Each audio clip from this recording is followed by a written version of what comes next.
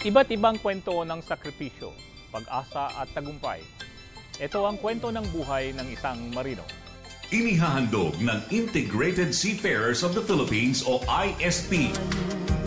Ang narating Singapore, Australia, Europe o Amerika, babalik at babalik ka rin.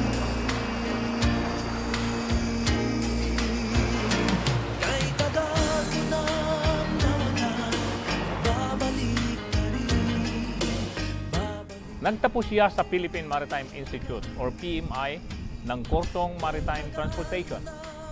Ngayon may asawa at 2 anak na at kahit sumasakay pa sa barko, nagtuturo bilang instructor tuwing nasa kalupa. Ngayon, nagsimula na siya magtayo ng sarili niyang negosyo. Siya si Shipmate Romel Manalo. Sa iyong nakaraan, babalik ka rin, babalik ka rin. Actually, before, nung nag-start pa lang kami, nasa plan talaga namin yung business. Kasi hindi talaga kami okay doon na lagi siyang umaalis, na magbabarko siya. 7 years na kaming kasal, nag-7 years na kami. Then, sa negosyo, ako more of sa financials, kasi nga ako nandito. Tapos, since accounting talaga ako, siya it's more of marketing naman yung kanya. Pero pag every time na nandito siya, siya naman yung bumibisita talaga sa mga negosyo. Actually, yung unang-una kasi niyang business is yung water station. Yung water station kasi, hindi talaga ako sold before. Parang ayoko siya kasi parang sa dami na ng water station dito sa Manila. Pero yung kanila kasi is province naman. So, okay lang. Pero ngayon, since naging 2 na, so medyo pinakialaman ko na rin yung water station niya. Tapos nung last year, nung nag-start kami with Kambal Pandesal, wala siya dito. So ako lahat halos from permits, from yung pre-operation stage talaga ako. Yung sa kanya naman is more of yung financial, yung capitalization, kasi sa kanya nanggaling. So yun yung parang hatian namin. Pero nga, sa ngayon, since naka-start na kami with Kambal, ang parang hatian namin ng operation-wise ako, then the financials, then marketing sa kanya. Kasi kailangan mo talagang hindi ka re-rely dun sa walk-in pag bakery kasi parang hanggang break-even, kailangan konti lang talagang kita mo. Kailangan mo talagang it's either mag-supply ka sa ibang stores or kumuha ka ng ibang areas na pag lalagyan mo ng mga satellite, tawag nila din para mga satellite na bakery.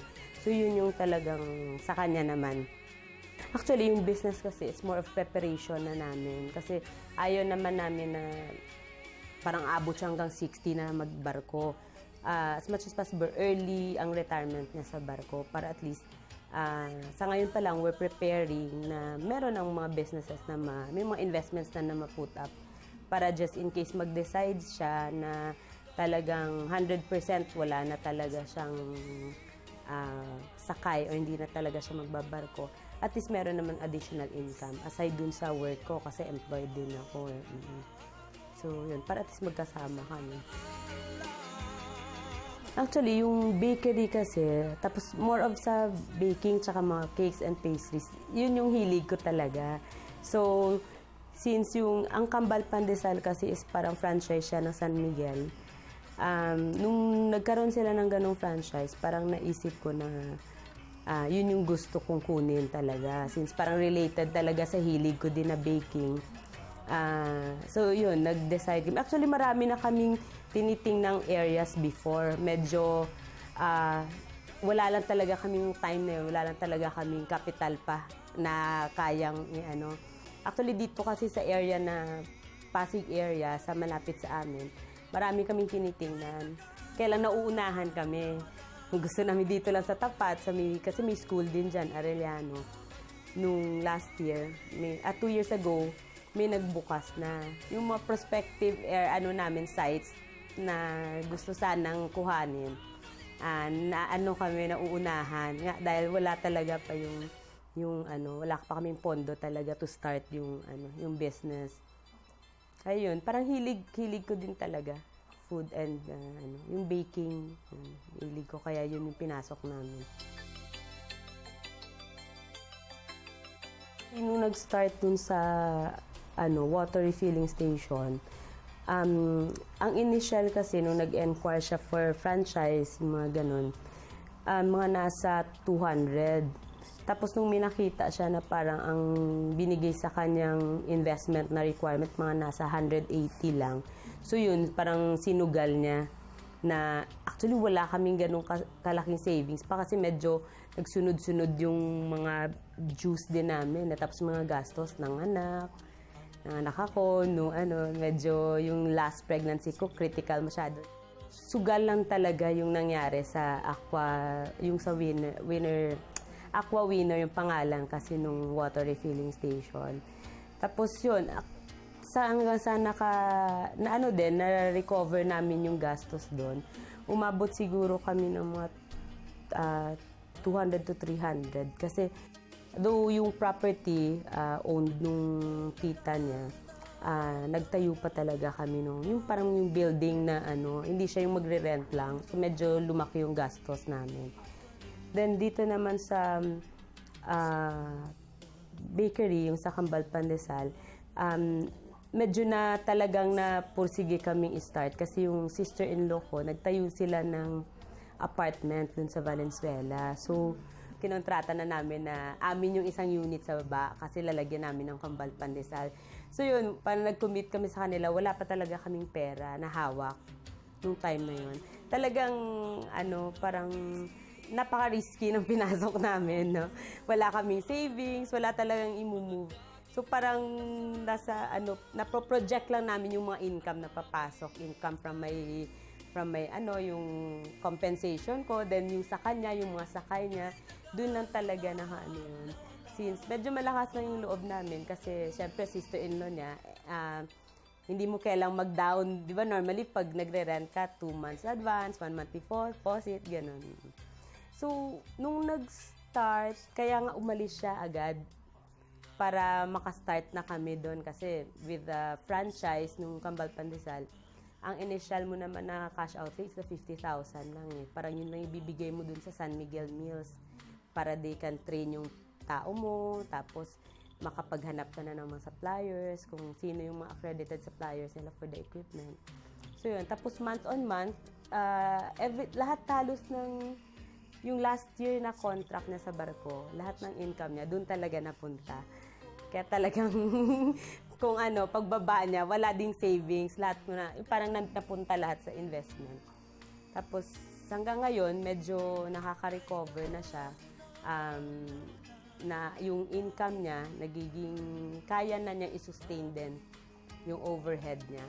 So far, yun pa lang. Kasi actually, hindi ko naman na-expect na in 6 months talagang mag-income na talagang bakery. Ang habol lang namin doon, it's more of yung monthly expenses niya, bayad sa tao, kuryente, renta, yun lang yung i-cover niya, okay na kami doon eh. So yung for projected, pa talaga namin, pag mag-i-income talaga siyang malaki, pag nakakuha kami ng mga sites na na paghuhulugan pa talaga ng tinapay, yung mga ganun. Kaya marami na rin siyang kinakausap. Yun yung ginagawa niya pag nandito siya. Sa amin kasi, ang priority namin talaga is time with the family. Parang sinasabi namin lagi, anin mo yung pera, parang ang dami mong na-miss na time sa family. Kasi kinumpute namin yun eh. Parang in a day, 8 hours kang nasa office, o wala din siya, ilang hours kayo matutulog. Ilang hours lang yung time mo talaga to bond with your family, yung sa mga anak mo. Tapos kung ang asawa mo wala pa, ilang months in a year wala siya. So parang kung kahit lifetime, ilang years kayo tumagal sa mundo, parang ilang hours lang talaga or ilang days lang kayo magkasama. Kaya yun yung talagang priority namin. So with that, yung talagang namin, ang goal is eventually, dito na talaga siya. Para at least, yun yung talagang, para nakaplano na sa amin. That's why, ngayon pa lang, nagsa-start na kami.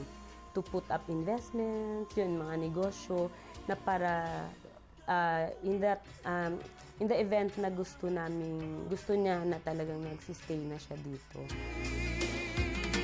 Kay tagal na nawala, babalik ka rin.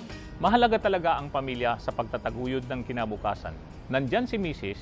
na nakakaalalay kay Mr. Sa susunod, ibabahagi namin ang iba pang kwentong kapupulutan ng aral at inspirasyon dito lang sa ISP Gabay ng Pamilyang Marino. Inihahandog ng Integrated Seafarers of the Philippines o ISP.